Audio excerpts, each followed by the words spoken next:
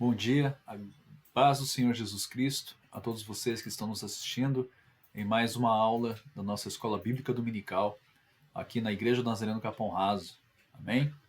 Nós estamos estudando a história da igreja e como somos igreja, e como Deus faz com que sejamos a igreja que Ele quer que sejamos.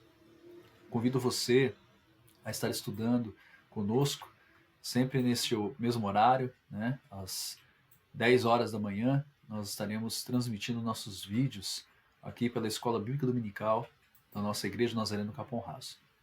E convido você a abrir a sua Bíblia em Atos, capítulo 2, versículo 37.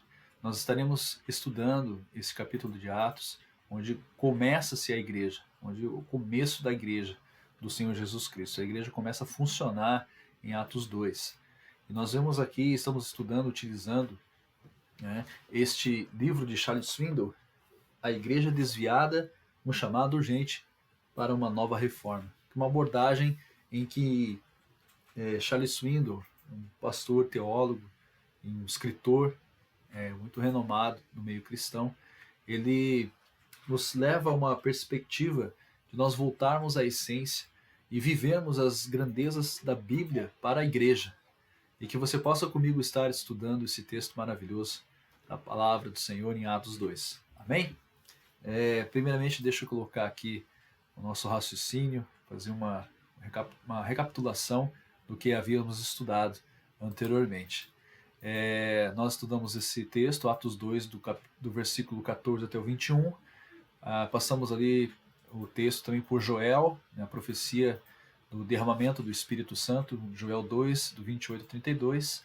No dia do Pentecostes, então, a igreja estava toda reunida, então não era igreja, eram os discípulos de Cristo, estavam reunidos, mais ou menos cerca de 120 pessoas, reunidos orando, buscando a presença de Deus, buscando as promessas de Deus, clamando a Deus, e o Espírito Santo de Deus vem e derrama dele mesmo para aquelas pessoas. Então, as pessoas são cheias do Espírito Santo, começam a falar línguas idiomáticas, idiomas diferentes, e ali mais ou menos havia mais ou menos 16 nacionalidades que são citadas ali em Atos 2, e nós vemos ali que essas línguas, cada um podia ouvir o que o Espírito Santo falava na sua própria língua. E eram aqueles homens galileus, aqueles 120 que estavam ali reunidos, eram os 120 discípulos de Jesus que estavam reunidos esperando algo acontecer, esperando e clamando para que algo acontecesse.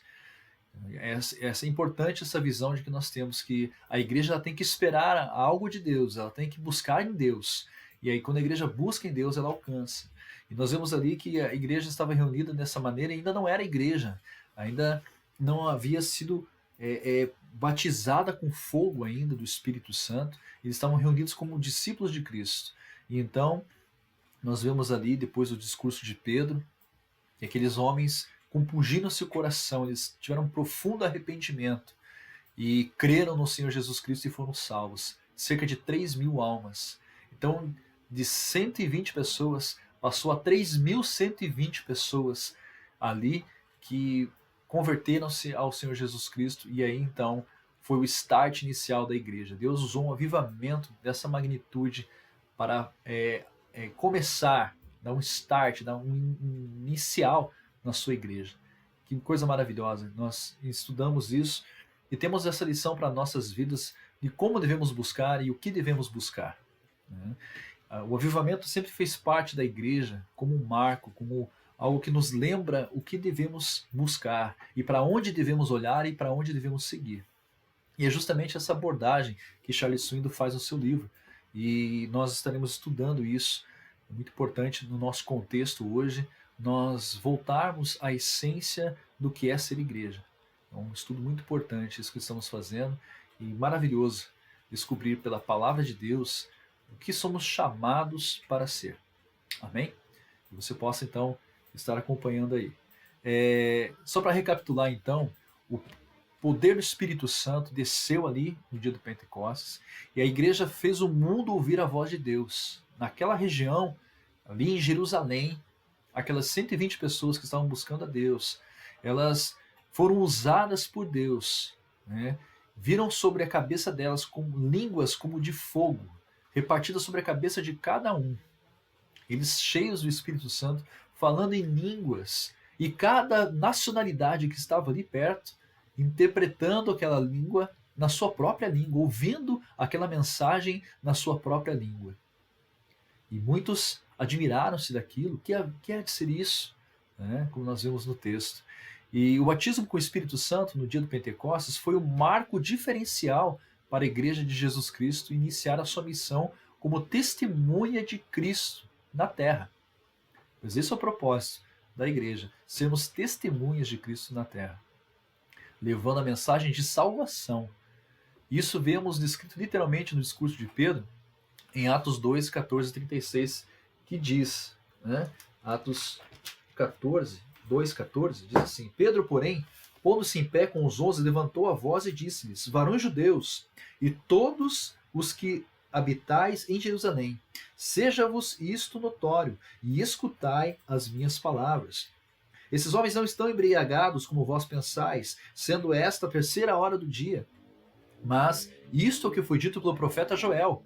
Nós vemos em Joel 2, do versículo 28 a 32. E nos últimos dias acontecerá, diz Deus, que do meu espírito derramarei sobre toda a carne, e os vossos filhos e vossas filhas profetizarão, e os vossos jovens terão visões, e os vossos velhos sonharão sonhos. E também do meu espírito derramarei sobre os meus servos e minhas servas naqueles dias, e profetizarão, e farei aparecer prodígios em cima no céu e sinais embaixo na terra, sangue, fogo e vapor de fumaça. Essa é a profecia de Joel que Pedro cita no dia de Pentecostes, no dia em que o Espírito Santo encheu a vida desses homens. E diante dessa reação, alguns diziam, zombando, que estavam bêbados, embriagados, cheios de mosto, que é um vinho de péssima qualidade.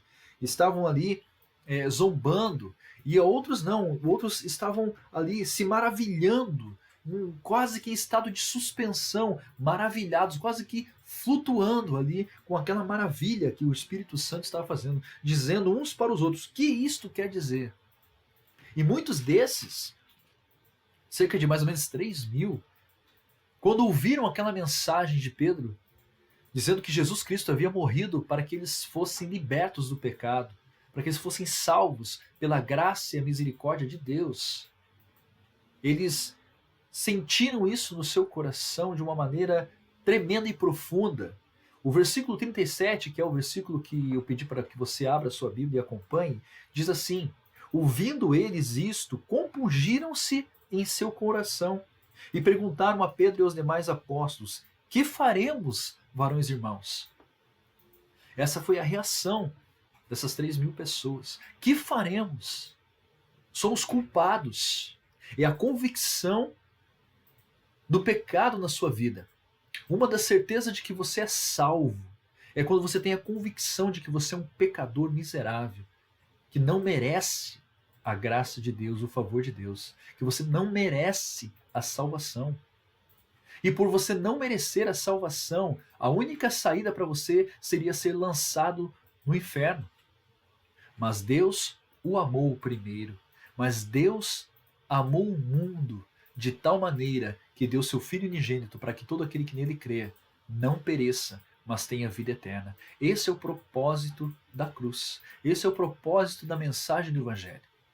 Salvar as nossas vidas. Salvar do quê? De nós mesmos. Salvar dos nossos pecados, dos nossos erros, do nosso egoísmo, da nossa ira. Salvarmos das nossas concupiscências, nossos desejos incontroláveis, da nossa carne. Salvar das nossas decisões e escolhas erradas que tomamos.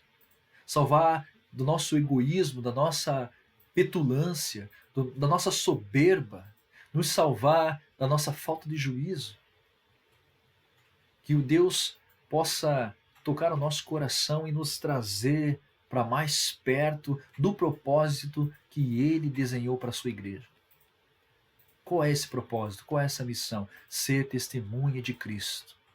Profetizar e proclamar a salvação em Cristo Jesus. Essa é a principal, e se não a única missão da igreja. sermos sal e luz no mundo, termos propósito com Deus, não temos propósitos, planos, objetivos com o mundo. Não estamos competindo com o mundo, não. Nós estamos combatendo os valores desse sistema maligno, porque o mundo jaz no maligno. E a igreja precisa se lembrar disso como um marco, como uma estaca, uma coluna para nos lembrar. Certa vez, um autor chamado John Stott comentou que o corpo de Cristo em Jerusalém multiplicou-se 26 vezes, de 120 para 3.120. De repente entraram no aprisco de Deus 3.000 ovelhas novas. E pensar que eu fiquei apreensivo com o rápido crescimento da nossa igreja. Imagine como Pedro se sentiu. Às vezes denomino aquele batismo o primeiro banho de ovelhas da história da igreja. Que coisa linda. John Stott é um escritor muito famoso também, né? Teólogo, pastor também, que escreveu muitos livros, né? Já está na glória dos céus, mas ele nos deixou um legado importante de estudos a respeito da igreja, a respeito do que Deus tem para as nossas vidas. Tem um livro dele que é muito famoso, que se chama O que Cristo Pensa da Igreja, de John Stott, que é um estudo profundo sobre as 7 igrejas do Apocalipse, que nós estaremos estudando aqui também como parte do nosso estudo. Nós estaremos abordando esse livro também para nos aprofundarmos nesse estudo sobre a igreja. Mas continuando aqui, a missão da igreja então é essa, né? A descida do Espírito Santo vem como um marco, como um avivamento, o primeiro avivamento. Podemos sim dizer que a descida no dia de Pentecostes, a descida do Espírito Santo, o batismo com o Espírito Santo, foi o primeiro avivamento da igreja, para fundar a igreja, para dar o início da igreja, para que as pessoas pudessem ser alcançadas. Que missão maravilhosa!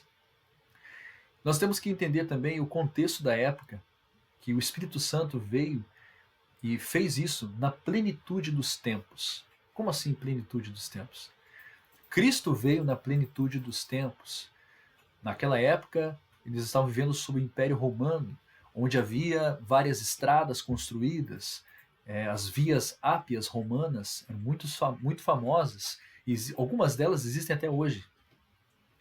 Apesar de terem passado muito tempo, há vestígios ainda delas na Europa. Você encontra ali, passando pela Itália, pela Espanha, você indo para o lado da Ásia ali, até a Palestina.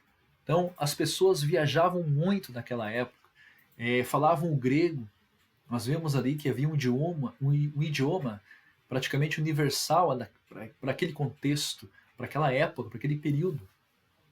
Então, a língua estava sendo falada, o evangelho estava sendo pregado uma língua em que praticamente o mundo conhecido da época falava. As pessoas viajavam mais. Paulo usou muito as rotas e as vias romanas para levar as suas cartas, para enviar as suas cartas, para fazer as suas viagens missionárias.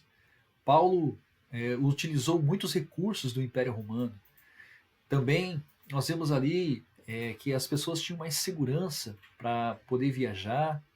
Claro que ainda aconteciam roubos, assaltos, ainda existia violência, ainda existia vários desafios para a igreja, mas eles desfrutavam de uma tecnologia da época em que estava no seu auge. E nós vemos hoje que, com toda a tecnologia, também nós estamos desfrutando para semear as boas novas de Cristo. Nós estamos levando essa mensagem, esse estudo, até você na sua casa, através das redes sociais, através do YouTube, através de tantos outros mecanismos, né? Aproveitando a tecnologia do nosso tempo, da mesma maneira como os cristãos em Atos aproveitaram aquilo que dispunham no seu tempo para proclamar as boas novas de Cristo. Eu quero que você veja como Deus faz as coisas. Ouvindo-se eles, compungiram-se em seu coração e perguntaram a Pedro e aos demais apóstolos: que faremos, varões irmãos? Isso é um marco, isso é uma estaca que Deus põe na nossa vida como um marco, como um sinal. Olha, avivamentos acontecem assim.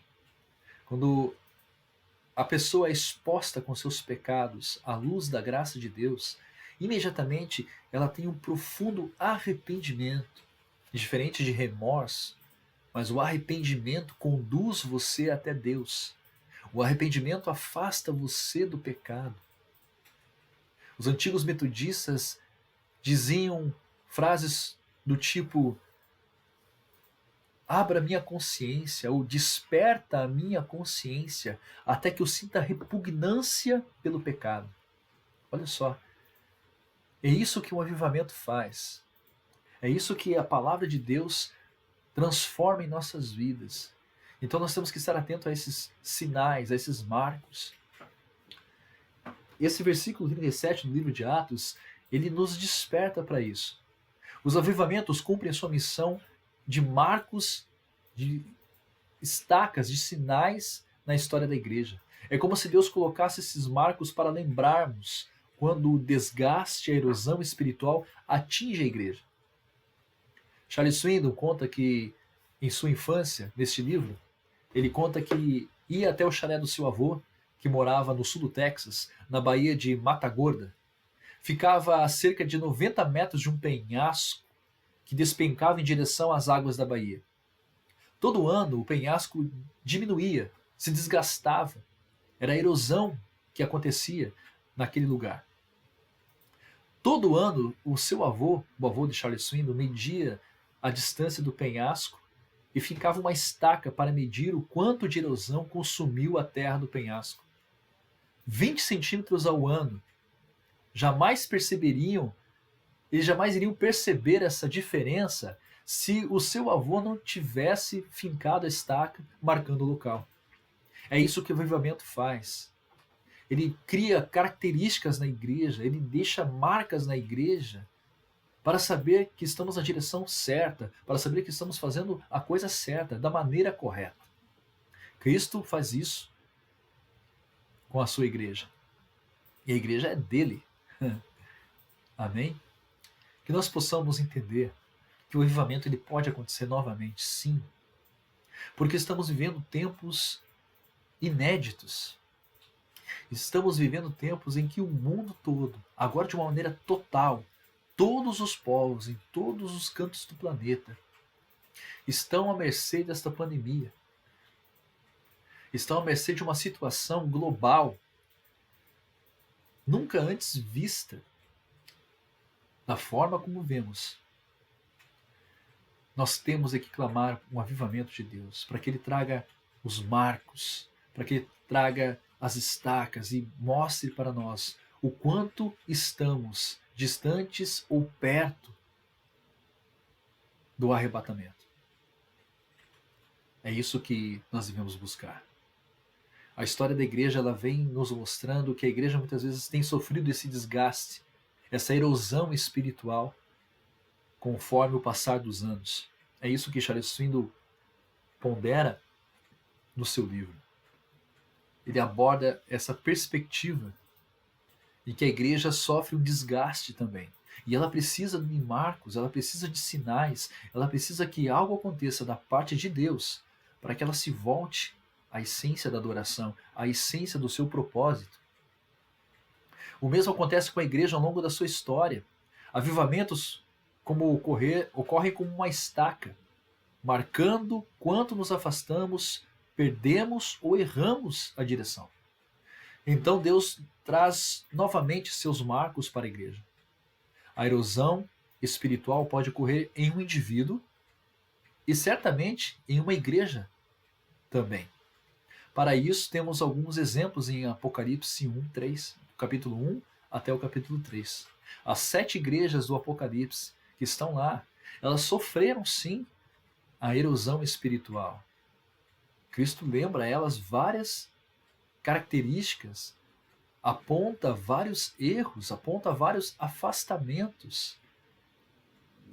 Seja um esfriamento espiritual, seja um erro de doutrina, seja um orgulho, a vaidade dentro da igreja. Deus sempre está fazendo os seus avivamentos, sempre está trazendo a igreja para mais perto dele mesmo. Podemos ter como primeiro marco essa estaca que está aqui em Atos 2, capítulo 2, versículo 37. Podemos descobrir este profundo arrependimento como o primeiro marco, a primeira estaca que deve ser fincada em nosso coração. Podemos ter como primeiro marco esta estaca, o profundo arrependimento ao sermos expostos à mensagem do Evangelho, como vemos em Atos 2, 37. Charles Swindoll também observa em seu livro as Escrituras. Ele pede para nós observarmos as Escrituras e descobrir a igreja que somos, ou a igreja que pelo menos deveríamos ser. E nessa abordagem, ele diz o seguinte: para compreendermos um tópico ou termo, por exemplo, igreja, devemos começar analisando a passagem de referência primária. Nesse caso, é útil perguntarmos: onde a palavra aparece pela primeira vez e em que contexto é utilizada? Surpreendentemente, a primeira ocorrência da palavra igreja no Novo Testamento não foi escrita pelo apóstolo Paulo. Também não foi Pedro quem a cunhou, nem qualquer outro dos apóstolos. Antes, foi o próprio Jesus. Descrevendo a cena, Mateus relata a ocasião em que Jesus seguiu com os seus discípulos em direção a Cesareia de Filipe, um território gentil situado ao norte. Enquanto andavam por ali, Cristo quis saber de seus discípulos o que pensava o povo a respeito da sua identidade. Quem os outros dizem que o Filho do Homem é? Eles responderam: alguns dizem que é João Batista, outros Elias, e ainda outros Jeremias ou um dos profetas. E vocês? Perguntou ele. Quem vocês dizem que eu sou? Simão Pedro respondeu: tu és o Cristo, o Filho do Deus vivo. Na época de Jesus, as pessoas o consideravam apenas um homem extraordinário e nada mais. Pedro, entretanto, pronunciou uma opinião diferente. Falando em nome de todos os discípulos, ele afirmou com exatidão: tu és o Cristo, Messias, o ungido, o Filho do Deus vivo. Pedrão acertou na mosca. Nesse ponto da conversa, Jesus passa do diálogo para um monólogo e elogia Pedro por sua declaração. Feliz é você, Simão, filho de Jonas, porque isto não lhe foi revelado por carne ou sangue, mas por meu Pai que está nos céus. E eu lhe digo que você é Pedro, e sobre esta pedra, Jesus aponta para si mesmo, esta pedra edificarei a minha igreja, e as portas do Hades não poderão vencê-la. Conforme Mateus 16, do 17 ao 18. Nós vemos que Jesus sempre está nos lembrando